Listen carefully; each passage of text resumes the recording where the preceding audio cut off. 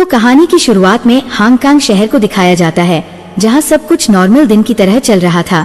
लेकिन अचानक भयानक सुनामी आ जाती है और पूरे शहर में पानी भरने लगता है।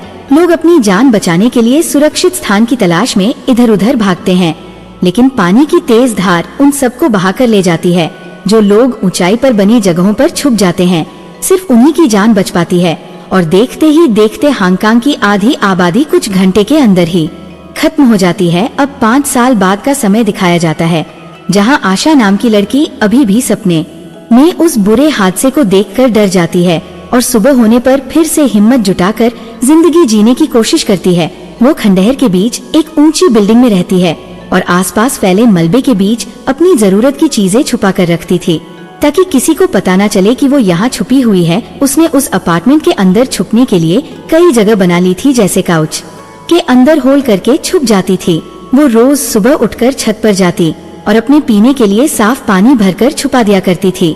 रोज सुबह चाय पीने के बाद वो रेडियो सुना करती थी, पर जैसे ही उसमें रिकॉर्डेड मैसेज बजने लगते कि सरकार ने फला जगह पर जरूरतमंदों के लिए शेल्टर खोल रखा है, जहां खाने और कपड़े का इंतजाम है, तो वह स्टेशन बदलकर म्यूजिक सुनने लग जाती थी।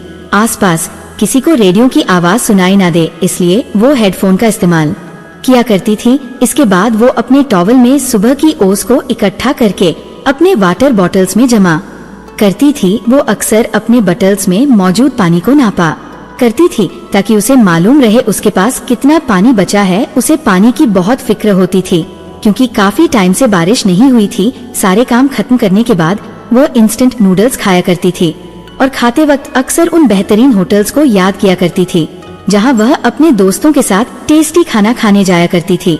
और बाद में वह अपनी दूरबीन से आसपास के एरिया को देखा करती थी, जिसमें सिर्फ बिल्डिंग्स के ऊपरी भाग देखा करते थे, क्योंकि नीचे का हिस्सा पानी में डूबा हुआ होता था। कभी कभार कुछ बिल्डिंग्स टुकड़े टुकड़े होकर गिरते हुए दिखाई देते थे। वो अक्सर अपने बचे खचे पड़ोसियों का हालचाल भी लिया करती थी। एक दिन अचानक वो बॉक्स को पानी में तैरते हुए देखती है और दौड़ती हुई दूसरी खिड़की की तरफ जाती है। एक हुकदार डिवाइस की हेल्प से वो किसी तरह बॉक्स को पकड़ लेती है, पर जैसे ही उसे अंदर की तरफ खींचती है, पानी में मौजूद कोई चीज उस बॉक्स को उससे दूर कर देती है और आशा खिड़की के किनारे से टकरा जाती है, जिससे उसके बाजू में चोट लग जाती है। आशा दर्द को इग्नोर करके बॉक्स को दोबारा खींचने की कोशिश करती है, तब वो क्रीचर बॉक्स को छोड़ देता है, जिससे आशा पानी में गिर जाती है। जाते जाते क्रीचर उस पर पानी की बौछार कर देता है। अब आशा बॉक्स खोलती है तो बॉक्स के अंदर भरे हुए कचर के बीच उसे एक अल्कोहल की बोतल दिखाई देती है। आशा उसे लेकर वापस छत की तरफ जाने लगती है। चलते चलते वो अचानक रुककर गलियारे के दूसरे छोर पर बने दरवाजे को घूरते हुए और अपसेट हो जाती है। छत पर पहुंचने के बाद वो अल्कोहल से अपने जख्मों को साफ करके पट्टी बांध देती है। शाम को उसे कुछ आवाज सुनाई देती है और जब वो बाहर देखती है तो उसे 2 बोट दिखाई देती है, जिनमें खतरनाक लुटेरे होते हैं जो उसके पड़ोसियों पर अटैक कर देते हैं। तभी दूसरी छत पर एक आदमी दिखाई देता है, जो दूरबीन से उसी की बिल्डिंग को देख रहा था। यह देखकर आशा कुछ सेकंड के लिए छुप जाती है। जब वो दोबारा देखती है तो उसे लगता है कि शायद बोट्स उसी की बिल्डिंग की तरफ आ रहे थे। वो जल्दी से नीचे जाकर अपनी सारी चीजों को छुपा देती है और जमीन में कुछ धूल बिखेर देती है, जिससे ऐसा लगे कि वहाँ कोई नहीं रहता है। इसके बाद वो एक पुरानी अलमारी में बने नकली दीवार के पीछे छिप जाती है और खामोशी से देखती रहती है। लुटेरे रूम के अंदर घुसकर खाने पीने की चीजें ढूंढते हैं, पर चारों तरफ देखने पर भी उन्हें कुछ नहीं मिलता है। और तभी आशा गोली की आवाज सुनकर चौंक जाती है। यह गोली एक लड़के ने चलाई थी, क्योंकि उसे कोई चीज हिलती हुई दिखाई दी थी, जो कि उसकी गलतफहमी थी। उन लोगों के जाने के बाद आशा राहत की सांस लेती है और फिर खुशगवार पलों को याद करके अपना मूड ठीक करती है। इस हादसे से पहले आशा अपनी सौतेली बहन के साथ रहा करती थी। दोनों एक साथ रेस्टोरेंट में खाना खाते और खूब मस्ती करते थे। अगले दिन आशा को एक और बॉक्स तैरता हुआ मिलता है, जिसमें दूसरी चीजों के साथ साथ हनी का भी एक जार मौजूद था, जिसे पाकर वो बहुत खुश हो जाती है। लेकिन तभी उसकी नजर पानी में तैरती हुई एक डेड बॉडी पर पड़ती है और उसकी सारी खुशी छूमंतर हो जाती है।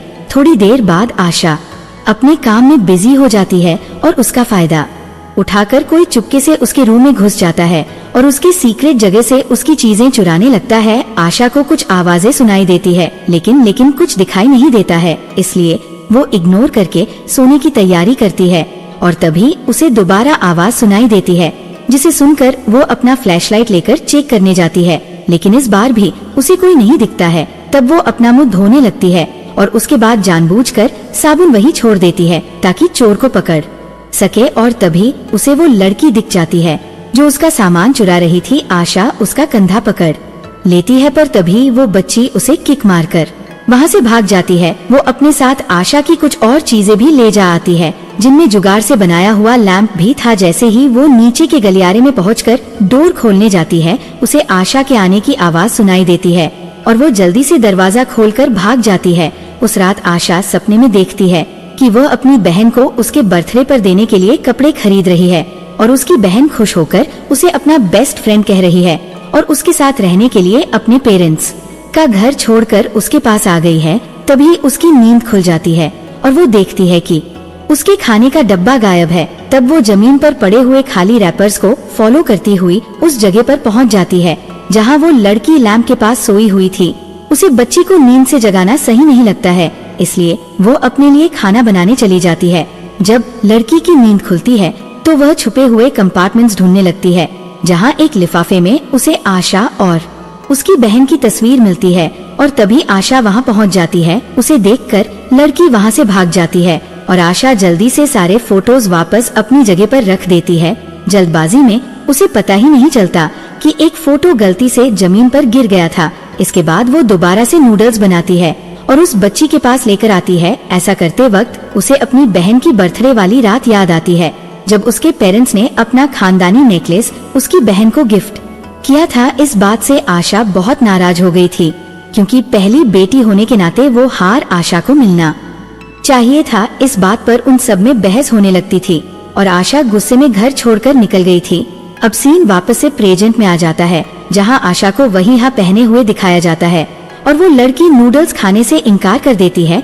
तब आशा खाने को वहीं छोड़कर वहाँ से चली जाती है। उसके जाते ही लड़की सारा खाना खा जाती है और थोड़ी देर बाद वो नोटिस करती है कि आशा उसके लिए एक गद्दा भी छोड़ कर गई थी, पर वो उस गद्दे को इस्तेमाल नहीं करती है। और अगले दिन सुबह वो सारी चीजें आशा को लौटा देती है जो उसने उसके यहाँ से चुराई थी। नाश्ते में आशा फिर से नूडल्स के 2 हिस्से बनाती है, जिसमें से एक हिस्सा उस लड़की के लिए छोड़कर खुद छत पर जाकर खाने लगती है। थोड़ी देर में वह लड़की भी आ जाती है और आशा की नकल करने लगती है, जिससे दोनों को हंसी आ जाती है और दोनों एक दूसरे से घुल मिल जाती है। और आशा को उसके पुराने दिन याद आते हैं, जब वो ऐसे ही खुश रहा करती थी। शाम को लड़की आशा का दिया हुआ गद्दा यूज करती है और उसी के पास सो जाती है। फिर अचानक वह रोने लगती है और अपने आंसू छिपाने की कोशिश करती है। तब आशा उसे कहती है कि अगर रोने से मन हल्का होता है तो रो लेना चाहिए, जिस पर वह लड़की उसे बताती है कि वह अपने परिवार को मिस करती है और इसलिए वो एक छोटा सा बोर्ड बना रही है ताकि जल्दी अपनी माँ को ढूंढ सके। इसके बाद वो आशा को बताती है कि उसका नाम हेई है। रात में आशा को फिर से डरावने सपने आते हैं और सुबह होने पर वो हे को मुंह हाथ धोने के लिए छत पर ले जाती है। हेई बाथरूम के दरवाजे से खेलने लगती है, जिससे कुंडी में लगा हुआ टेप निकल जाता है। तब आशा डोर बंद कर देती है, पर गलती से डोर लॉक हो जाता है और वो लोग उसे बाहर से नहीं खोल पाते हैं। ये देखकर आशा अपसेट हो जाती है, पर तभी हेई उसे लॉक खोल कर दिखाती है। थोड़ी देर बाद जब आशा नाश्ता बनाने लगती है तो उसे रियल लाइफ नेकलेस गायब है। तभी उसे कुछ आवाज सुनाई देती है और जब वह झांक कर देखती है तो उसे पता चलता है कि लुटेरे फिर से आ गए थे। वो हेई से तब तक चुप रहने को कहती है जब तक लुटेरे चले ना जाएं। उनके जाने के बाद आशा हे के बाल संवारने लगती है और तब हे उसे भी अपने साथ चलने को कहती है, जिस पर आशा कहती है कि ये मेरा घर है, मैं इसे छोड़कर कहीं नहीं जा सकती और वैसे भी बाहर जाने लायक कुछ नहीं है। इसके बाद आशा उससे पूछती है कि क्या तुमने मेरा नेकलेस लिया है, जिसके जवाब में है ना कहती है और चोरी का इल्जाम लगाने से नाराज होकर भागती हुई दूसरे अपार्टमेंट में चली जाती है। शाम को आशा अकेले ही डिनर करती है और तभी उसे पानी की कमी महसूस होती है और जब वो ढूंढने जाती है तो देखती है कि हे उस पानी को सफाई के काम में ले रही थी। यह देखकर वह फिर से फ्लैशबैक में चली जाती है, जहां वो एक पड़ोसी देश में तूफान के आने की खबर सुनती है और तभी उसकी माँ उससे शादी करके घर बसाने को कहती है, जिस पर उसका अपनी माँ के साथ झगड़ा हो जाता है। उस रात आशा को सबसे ज्यादा बुरे सपने आते हैं।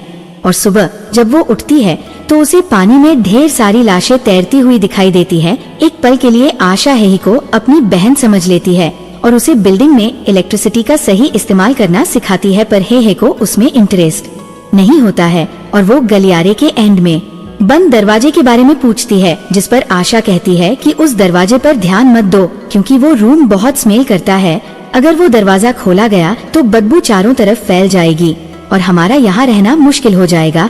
इसी के साथ आशा एक बार फिर से फ्लैशबैक में चली जाती है, जहाँ वह टीवी पर न्यूज देख रही होती है, जिसमें बताया जाता है कि सिंगापुर बहुत जल्द बाढ़ से बर्बाद हो जाएगा। और तभी उसकी माँ टीवी बंद करते हुए उसे बताती है कि परिवार के सब लोग मिलने वाले हैं, इसलिए तैयार हो जाओ। जिस पर आशा को गुस्सा आ जाता है और वह कहती है कि आप लोगों ने मुझे कैदी बनाकर रख दिया है। ये कहकर वो घर से निकल जाती है और अब फिर से प्रेजेंट का समय दिखाया जाता है, जहाँ हेई रेडियो पर सरकार मैसेज सुनती है, जिसमें शेल्टर के बारे में बताया जाता है। वो दौड़ती हुई आशा के पास आती है और उससे कहती है कि हमें शेल्टर जाना चाहिए, जिस पर आशा उसे कहती है कि यहाँ से बाहर निकलने में खतरा है। और इसी बात पर दोनों में बहस छिड़ जाती है। आखिरकार है आशा को गुस्सैल और बद मिजाज कहकर वहाँ से चली जाती है। तब आशा भी उसके पीछे पीछे दूसरे रूम तक आती है और देखती है कि हेई गवाड़ा रही थी, उसके पास एक फ्लेयर गन भी थी। आशा तुरंत उससे गन ले लेती है और तब उसे बताती है कि कुछ समय पहले मैंने भी यहाँ से जाने की कोशिश की थी, लेकिन बाहर के हालात बहुत खराब होने के कारण मुझे वापस आना पड़ा। अब दोनों एक दूसरे से लिपट जाती है और तभी आशा को याद आता है कि जब अपने पेरेंट्स से लड़कर आशा घर से निकल गई थी, तब उसकी बहन उसे मनाने के लिए आई थी, लेकिन आशा वापस जाने से इनकार कर देती है और कहती है कि वो उससे मिलती रहेगी। इधर प्रेजेंट में सुबह सुबह बारिश होने लगती है, जिसे देखकर आशा और हेई ढेर सारा पानी जमा करने लगते हैं। काम करते हुए हेई नोटिस करती है कि आशा का नेकलेस जमीन पर गिरा हुआ था और तभी आशा को भी खोई हुई तस्वीर मिल जाती है, जिसे देखकर वो पुरानी यादों में खो जाती है। तब हेई उसे तसल्ली देती है कि एटलीस्ट हम दोनों एक दूसरे के साथ हैं। उस रात आशा जब सोने जाती है तो अपने तकिए के नीचे अपना नेकलेस देखकर हैरान हो जाती है। तब उसे पता चलता है कि हुक टूट जाने के कारण नेकलेस गिर गया था। अब उसे ही पर शक करने की वजह से बुरा लग रहा था, इसलिए अगली सुबह जागने के बाद वो सारा दिन बोट बनाने में लग जाती है और ये देखकर ही बहुत खुश होती है। और तभी आशा को फिर से पुरानी यादें घेरने लगती है, जहाँ उसकी बहन उससे कहती है कि मैंने नेकलेस तुम्हारे जैकेट में रख दिया है।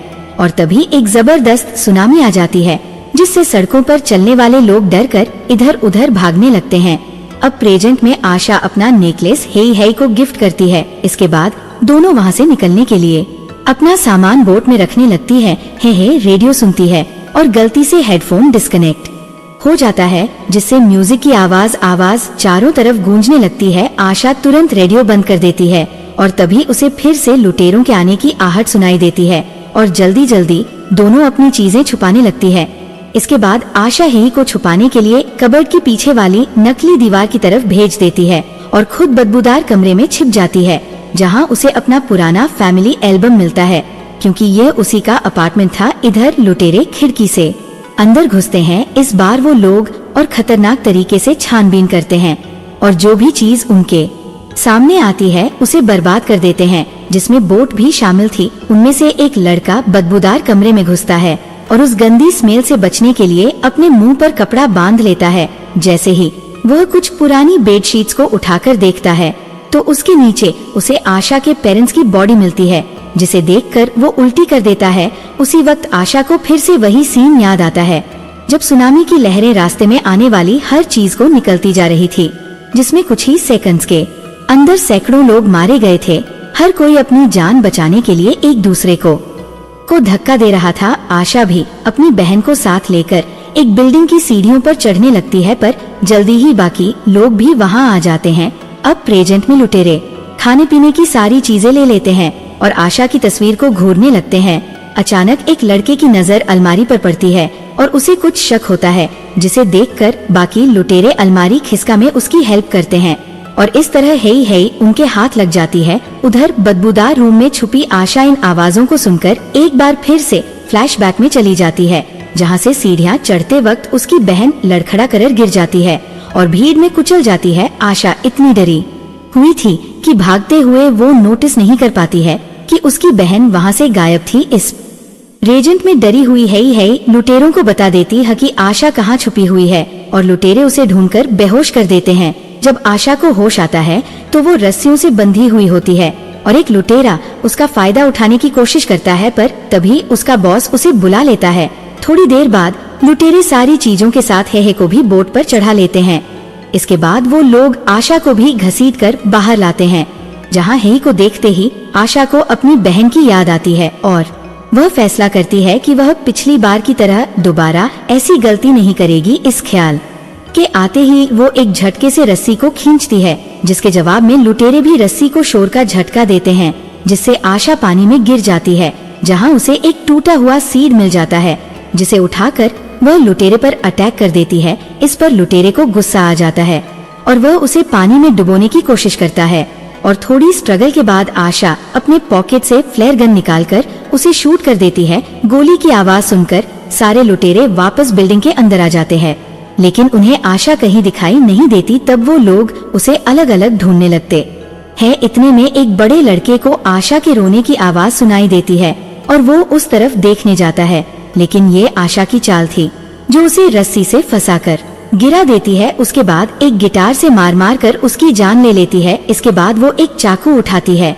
और दूसरे रूम में जाकर रेडियो ऑन कर देती है। रेडियो की आवाज सुनकर एक और लुटेरा वहाँ पहुँच जाता है, जिसे देखते ही आशा पीछे से जंप मारकर उसकी पीठ में चाकू घूप देती है, लेकिन तभी वह बंदा पलटकर फाइट करने लगता है और आशा को गद्दे पर गिराकर उसका गला घोटने की कोशिश करता है, पर आशा किसी तरह उसकी पीठ से चाकू निकाल लेती है और उसे तब तक घूमती रहती है जब तक वह मर नहीं जाता। इस बीच एक फीमेल लुटेरी शोर सुनकर वहां आ जाती है और एक कैन में आग जलते देखती है। आशा अचानक उसके ऊपर तेल छिड़क कर उसे एक कमरे में धकेल देती है। इसके बाद उसे आग लगाकर रूम का डोर लॉक कर देती है ताकि वह उसके अंदर चलती रहे। उसके चीखने की आवाज लीडर के कानों में पड़ती है और वह उसी डायरेक्शन में जाता है, लेकिन जैसे ही वो सीढ़ियाँ चढ़ने लगता है तभी आशा चाकू घूमने के लिए उस पर जंप कर देती है और दोनों के बीच तगड़ी फाइट होने लगती है, जिसमें लीडर कई बार आशा को हिट करता है और उसका गला दबाने की कोशिश करता है। आशा भी खुद को छुड़ाने के लिए भरपूर कोशिश करती है और किसी तरह हाथ बढ़ाकर ट्यूबलाइट उठा लेती है, जिससे पूरे कमरे में अंधेरा हो जाता है और वह अंधेरे में ही लीडर को ट्यूबलाइट से हिट करके मार डालती है। इसके बाद जैसे ही वो अपना फ्लैशलाइट जलाती है, उसके सामने एक और लड़का खड़ा दिखाई देता है जो दनादन गोलियां चलाने लगता है। ये देखकर आशा तुरंत छत की तरफ भागती है। लड़का भी उसके पीछे जाता है और जैसे ही वो अंदर घुसता है, आशा जल्दी से बाहर निकलकर दरवाजा लॉक कर देती है, जिससे वह छत में फंस जाता है। तब वो लड़का मासूम सी आवाज बनाकर उससे डोर खोलने की रिक्वेस्ट करता है। आशा को उस पर दया आ जाती है और वो डोर खोलने ही वाली होती है कि तभी लड़का गोली चलाने लगता है। तब आशा उसे उसके हाल पर छोड़कर वहाँ से चली जाती है। अब सिर्फ एक ही लुटेरा बचा था जो इस वक्त बोट में हेहे पर नजर रखे हुए था।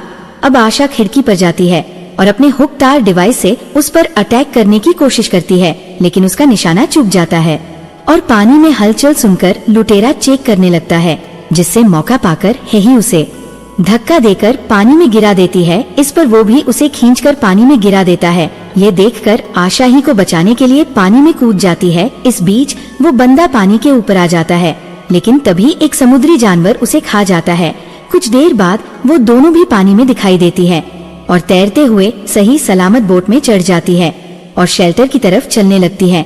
अब उन्हें इस बात की खुशी थी कि लुटेरों ने जो भी कुछ खाने पीने की चीजें बोट में रखी थी वो उन्हें उनकी मंजिल तक पहुंचने के लिए काफी थी। उस रात आशा पहली बार चैन की नींद सोती है और इसी के साथ ये अमेजिंग मूवी यहीं पर खत्म हो जाती है।